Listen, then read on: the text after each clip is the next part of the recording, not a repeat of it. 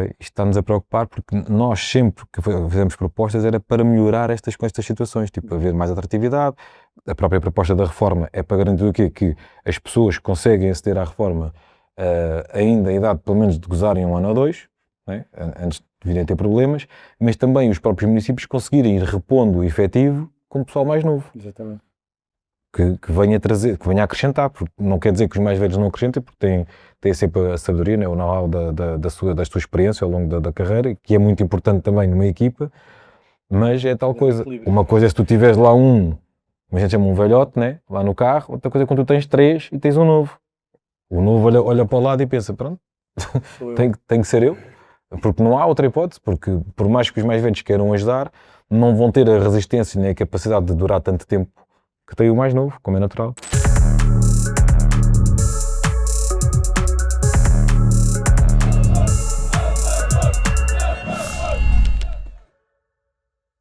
E é isto que nos preocupa. Para além disto, ainda temos a situação de nós trabalhamos 24 sobre 24 horas, e agora vou entrar na parte dos horários de trabalho, em que os horários de trabalho também têm um impacto na nossa vida.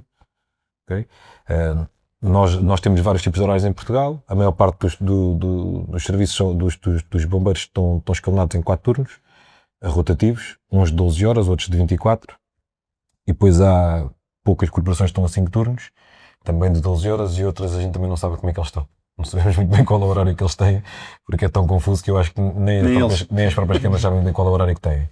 E então estamos agora a fazer uma negociação para uniformizar os horários de trabalho. Okay? Sendo que nós, a proposta que fizemos, fomos ver também o que é que estava a ser feito a nível internacional, e a nível internacional, por exemplo, os Estados Unidos tinham muitos modelos de horários, e eles têm estudos em que dizem que o melhor modelo de horário é, por exemplo, 24 horas de serviço, 72 horas de descanso. Porque eles dizem que estas 72 horas de descanso dá para a pessoa recuperar os ciclos de sono, etc, e isso é importante também na nossa vida. Ou seja, quanto menos rotatividade de turnos houver, melhor. Okay? Eu acho que o estudo também fala sobre isso, e vou deixar um bocadinho agora o Ricardo falar sobre isto, porque nós estamos a dar as 2 hipóteses, horários de 12 horas ou de 24, sendo que, de acordo com o estudo, o de 24 é o mais adequado, é o mais aconselhável. Sim, já agora aqui 2 pontos. Capacidade para o trabalho. O que é que se verificou nos estudos consultados da capacidade para o trabalho? Nós atingimos o nosso expoente máximo da capacidade para o trabalho aos 30 anos. A partir daí inicia-se um processo de decaimento da capacidade para o trabalho, sendo que a partir dos 45 anos o decaimento é muito acentuado. Contudo, é assim, a questão da experiência é importante. Tudo o que seja funções não tão físicas, a questão da capacidade para o trabalho pode-se manter estável em idades mais avançadas. Agora, tudo aquilo que implica grande carga física, grande necessidade de aptidão física, efetivamente existe esse grande decaimento. E também, voltamos à questão da aptidão física, o que se verificou foi que a partir dos 50 anos, e, aliás, começa antes dos 50, mas vai havendo um decaimento natural, que também já tinha sido pensado na questão da anterior legislação e que, não sei porquê, foi desconsiderado. Relativamente aqui aos horários de trabalho, é muito importante. Um dos determinantes de desgaste que nós consideramos foi a cronodisrupção. O que é isto da cronodisrupção? É nós contrariarmos os círculos circadianos. Isto é, nós, os seres humanos, como muitos seres, regemos pelo ciclo de à luz, estamos despertos, não é? Isto está implementado biologicamente, está escuro, ficamos mais prostrados. Nós, ao contrariarmos estes ciclos circadianos, isto vai-nos ter um grande impacto. E um impacto é biopsicofísico, vai-nos impactar tudo, quer a nível biológico, quer a nível médico. Depois vamos ter várias patologias só por contrariarmos aqui os ciclos do sono, quer a nível social e familiar, e depois também se reflete no trabalho.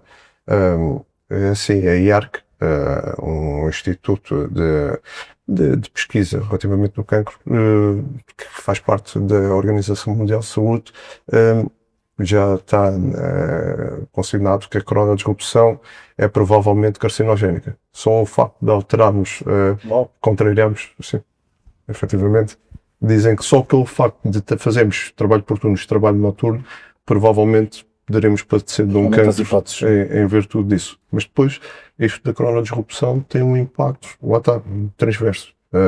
Vai provocar problemas cardiovasculares, problemas gástricos, vai perturbações graves do sono, porque o sono vai começar a ser fracionado. O sono diurno não tem nada a ver com o sono noturno. A qualidade do sono vai ser muito inferior. A recuperação que o sono proporciona, a nível físico, a nível psicológico, também é muito importante, não vai ser efetiva. E isso depois vai também implicar alterações dos estados de humor, menor capacidade de concentração, depois vai também incrementar o risco de acidentes de trabalho. A coronodisrupção realmente é muito importante. E o que é que também os estudos dizem? Que para tentar mitigar ou aligerar o impacto da coronodisrupção, como o Ricardo disse, efetivamente, quanto mais estável for o horário de trabalho, menos será o impacto da coronodisrupção. Por isso, é importante, e isto será da parte sindical, mas quando se procurar soluções, realmente garantirem a estabilidade o máximo possível do horário de trabalho. Apesar que, lá está, os bombeiros sapadores trabalham com imponderáveis. Isto é, nós nunca sabemos quando o acidente vai ter lugar, por isso, obrigatoriamente, temos de trabalhar 24 horas por dia, 365 ou 66 dias por ano. Contudo, devem ser procuradas realmente as melhores soluções para evitar este impacto no profissional e que, para além deste impacto, depois vai-se refletir em outros aspectos que também são muito importantes, porque ao trabalharmos por turnos, o que é que também vai acontecer? Nós, a nível, vai produzir muito conflito entre o trabalho e a família. Porquê? Não vamos estar presentes naqueles períodos que são mais valorizados socialmente, isto é, não estamos no fim de semana em casa. Muitas das vezes não estamos no Natal, não estamos nas épocas festivas, não estamos nos aniversários dos filhos, não conseguimos, se calhar, dar aquele apoio diário na realização de tarefas e isto vai destruturando, vai comprometendo, muitas das vezes, a relação com a família. E porquê é que isso é importante? Porque, como acho que deve ser do consenso geral, a profissão de bombeiro sapador tem um grande impacto a nível psicológico, não é? Um bombeiro sapador, provavelmente num mês, vai estar exposto a mais eventos traumáticos do que qualquer outra pessoa durante a vida inteira. E isto porque nós vimos coisas que se calhar não devíamos ver e temos que atuar.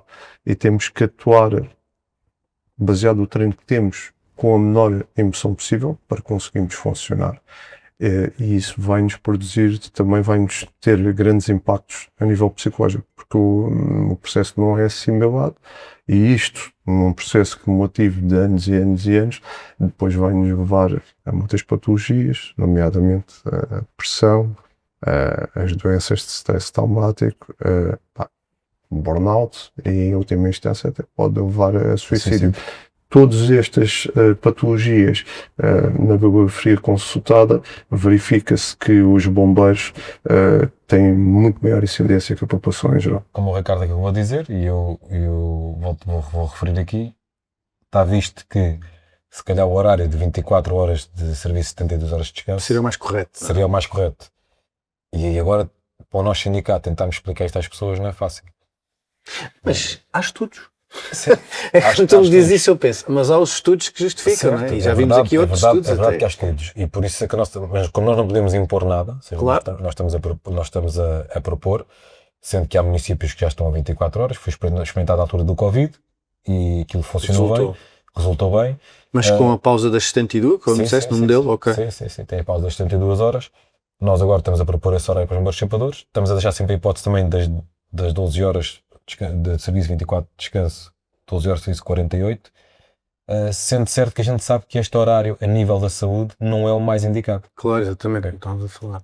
Mas pronto, havendo as duas hipóteses, depois temos que falar com os municípios, no sentido de eles aplicarem o horário mais adequado, também explicando às pessoas, por uma questão de saúde, qual é que é o horário mais viável, porque atualmente há municípios que, olham para nós como números, para os bombeiros como números, como objetos, que enquanto estão aptos servem, quando deixarem de estar aptos não é um problema deles, porque se eu deixar de estar apto, é de baixo ou uma coisa qualquer, e ninguém está preocupado se temos bombeiros suficientes para socorrer a cidade. A maior parte dos planetares estão preocupados em ter lá bombeiros. Se são o número suficiente ou não, isso é um problema que é deles. Os que lá estão vão ter que fazer o serviço. Isso é garantido. Sejam 5, sejam 10, sejam 20, quem lá está vai ter que fazer o serviço. Mas também contribuem para um desgaste muito grande daquelas pessoas. E eu gostaria, pelo menos foi por isso que a gente veio para este sindicato, que os municípios, neste caso os responsáveis municipais, pensassem a ter um bocadinho mais de responsabilidade e também entendessem porque é que muitas vezes as coisas que não parecem sentido, fazem sentido.